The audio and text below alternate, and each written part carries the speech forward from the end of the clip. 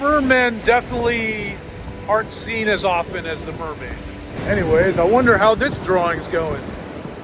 You know what it is. I don't.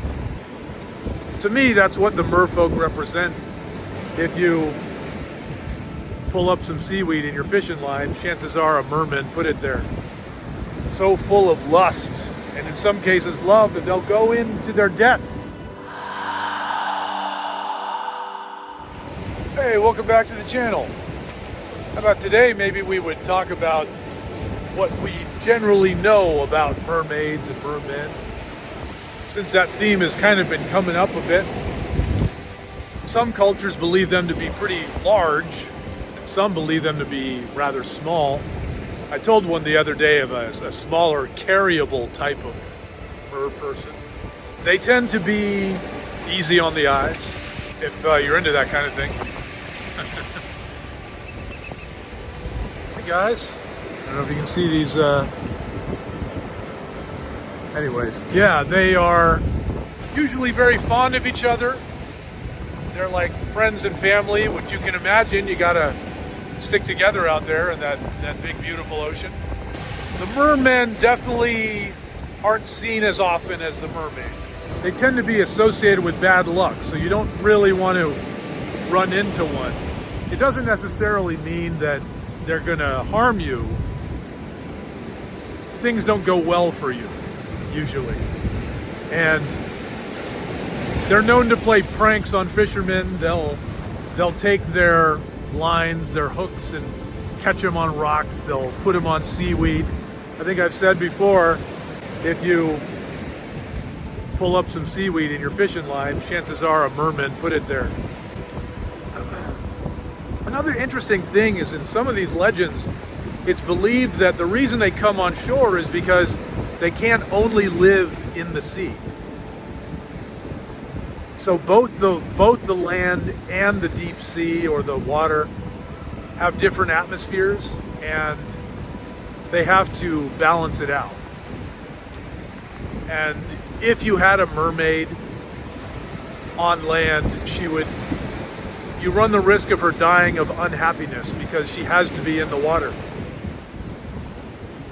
Which is true of all of us, I think, you know. We all have to be in the place that was born to us, or else we'll waste away. You have to figure out what that place is. Maybe it's a vocation, maybe it's a literal environment, or maybe it's a career, maybe it's with a certain person. To me, that's what the merfolk represent when I'm not happy to pretty much find them, literally.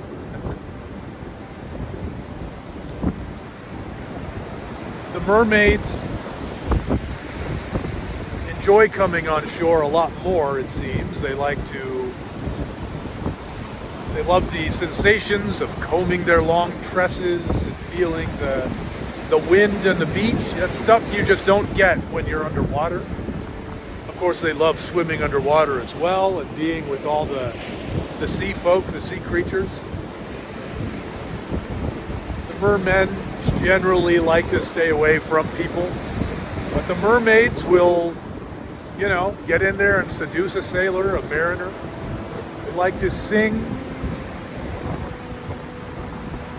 and it is said that the seals like to hang out with them and listen to their beautiful notes and music. The sailors stop what they're doing, the mariners, they follow them into the ocean. They get so transfixed and so full of lust, and in some cases love, that they'll go into their death.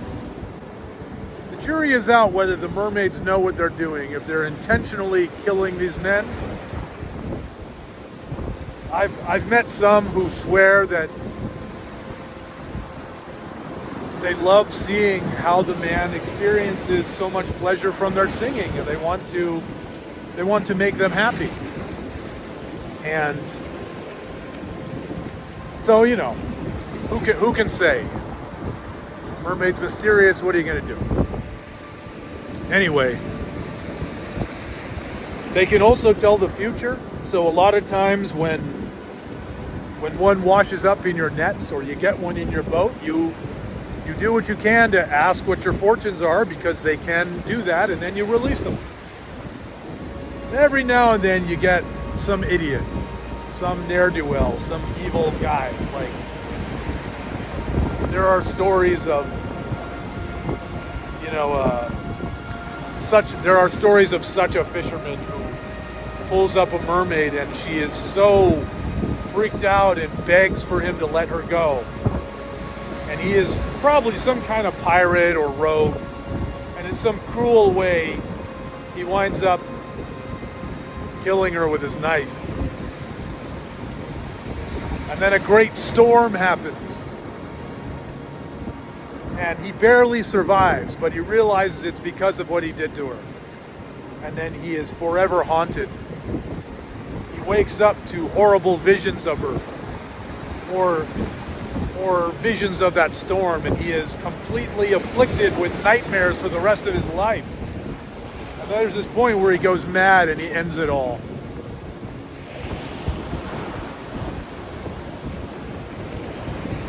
And there's another thing, of course, as you know, a lot of these legends, they'll have two different sides to it. There might be an argument within the legend.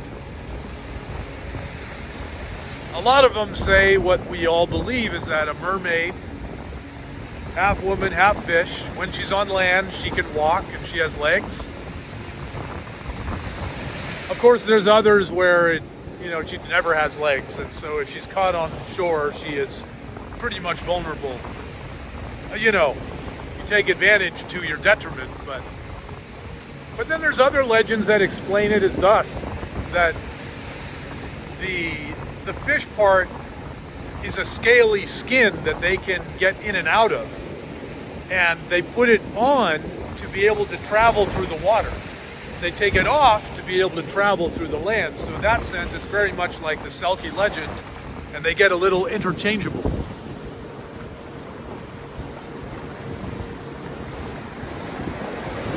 Anyway, I thought I would catch you up on the things that I learned, because I think it's pretty fun. Coming out here and fishing for them, learning them. Don't worry, I let him go when I find